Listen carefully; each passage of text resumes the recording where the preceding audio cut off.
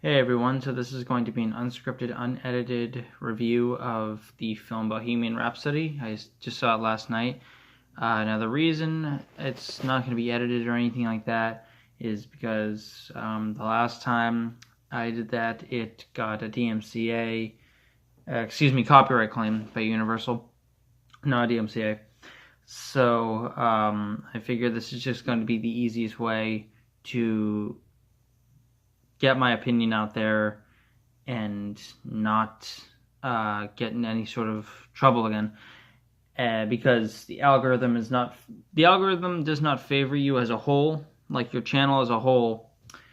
If you get some sort of claim or anything like that, I mean, my video, the First Man review, got 15 views, and it's been out for about a week and a half.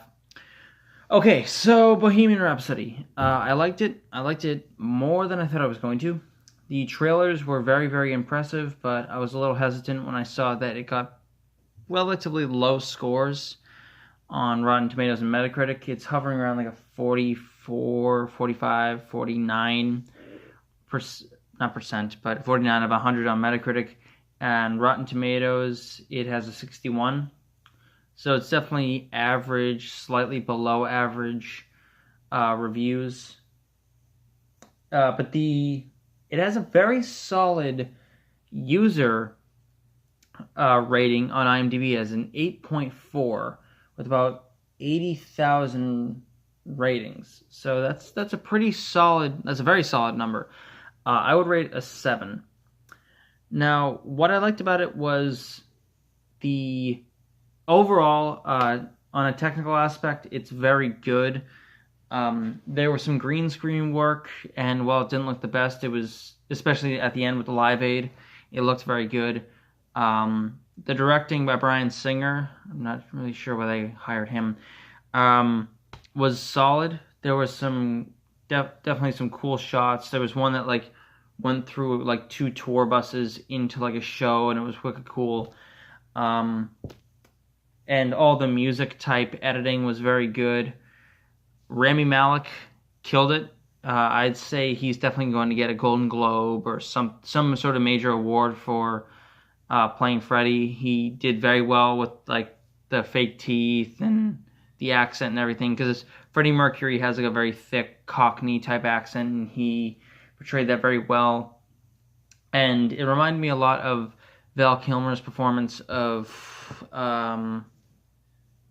Jim Morrison in the Doors movie.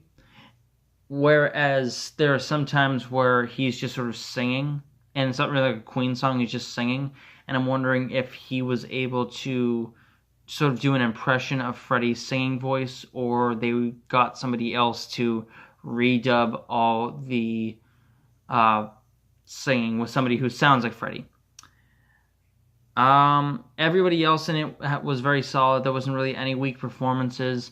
If I were to say anything, is that the story in times is a little rushed. It's not boring. It's not uneven, but I'd say there are parts that are a bit fast-paced.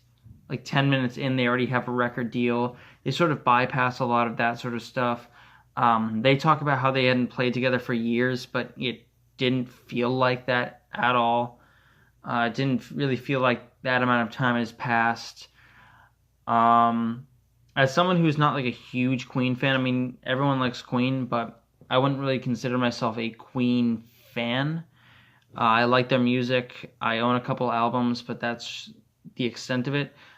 It's just a very solid biopic, and really there's not much else to say besides that.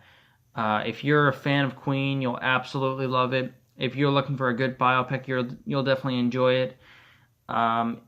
If you're looking for something that is just good and is sort of a time capsule to the 80s, late 70s, early 80s, it's definitely for you.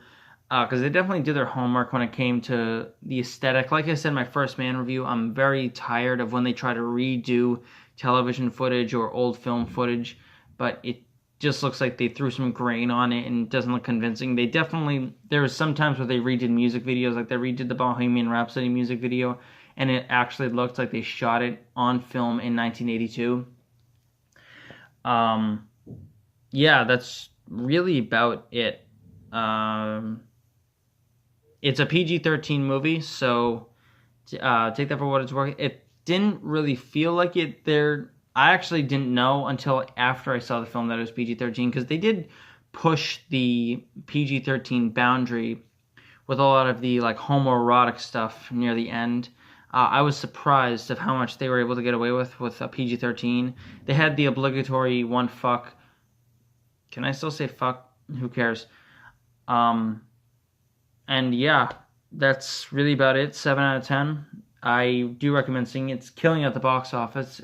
It's only been out for a couple weeks, and it's made over $300 million on a $50+ million budget. So it's definitely a profit.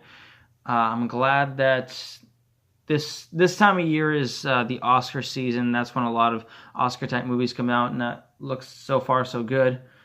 I plan on seeing The Mule, so expect a review for that. I'll try to see if I can do like editing or anything like that, because I'm not a fan of doing like this type of unedited, unscripted reviews. It's more of a one-time thing to just get my opinion out there. And I didn't want it just to be a still of my voice, with my voice playing in the background. So yeah, that's pretty much it. See ya.